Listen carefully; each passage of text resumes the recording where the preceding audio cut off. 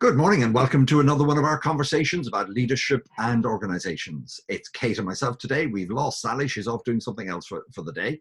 And we're going to pick up from where we left off last week. So last week we had a great conversation around people and their needs, and particularly this expression that people need people. And that got us thinking during the week about, I wonder what happens to introverts and extroverts during pandemics and lockdowns and the world the way it is. So over to you, Kate, for a second. Give me a quick definition of an introvert and an extrovert so people understand what we're talking about here.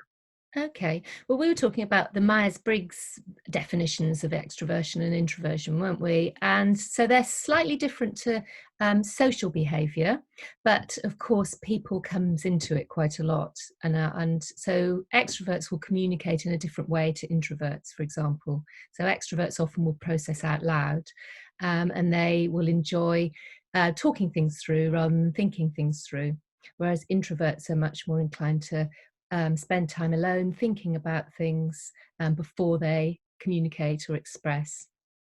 So the social behaviour might look quite different. Extroverts often looking for people to talk to, and introverts often looking to spend time alone to think about things.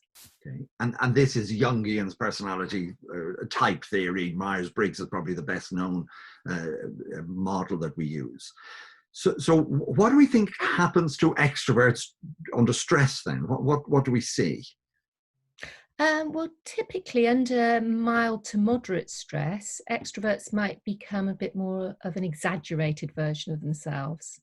So they might be more expressive, more communicative, a bit louder perhaps, and will seek that external stimulation that they so enjoy. So that energizes.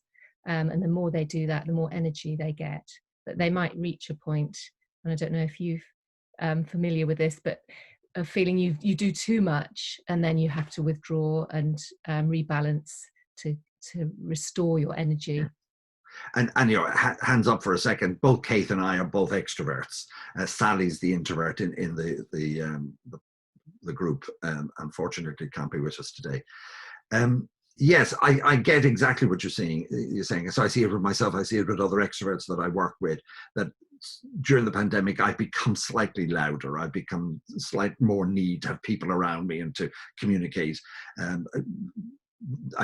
that I'm trapped in my own house, but in a way you are, or were for quite a period of time. So I spent a lot of time reaching out to people and finding people to talk to. And if there was a webinar going on ancient Egyptian war dancing, I went on it just because I had to hear people talk to me.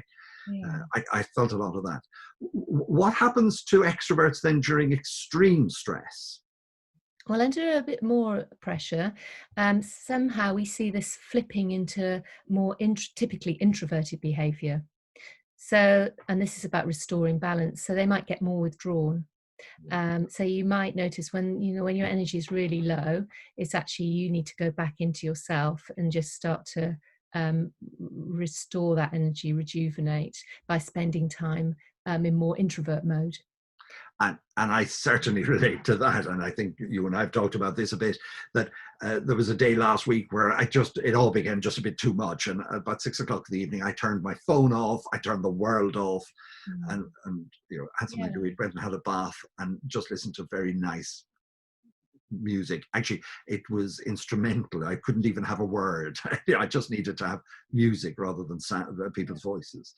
But by the next day, I was rejuvenated. So I'd become an introvert to try to get out of where I was. And that might be quite surprising to your colleagues because we're all used to you being ready to talk about stuff, Yes. But actually you wouldn't have necessarily responded to anyone calling you or wanting to have a Zoom call with you. Deliberately phone off, not talking to anybody tonight. Yeah. Now, what happens to introverts then? So introverts are the typical person where the thought process is going on inside of them and they need reflection time. What happens to them during mild stress? Yeah, so the similar theme in that they would become a bit more of an exaggerated version of themselves. So they might appear quieter. They might need to spend more time alone or just with a smaller group of people. So they might be a bit more detached. And then as it becomes a bit more extreme stress, typically they would be likely to be more expressive. So they flip into the opposite of what their natural preference would be. So you might hear them a bit more, but it might be complaining, or it might be more negative than usual, but it would be a bit more communicative. Right. Yeah. And that again would shock people, wouldn't it? Because Yeah, it'd be we're not surprising. used to seeing introverts in that way.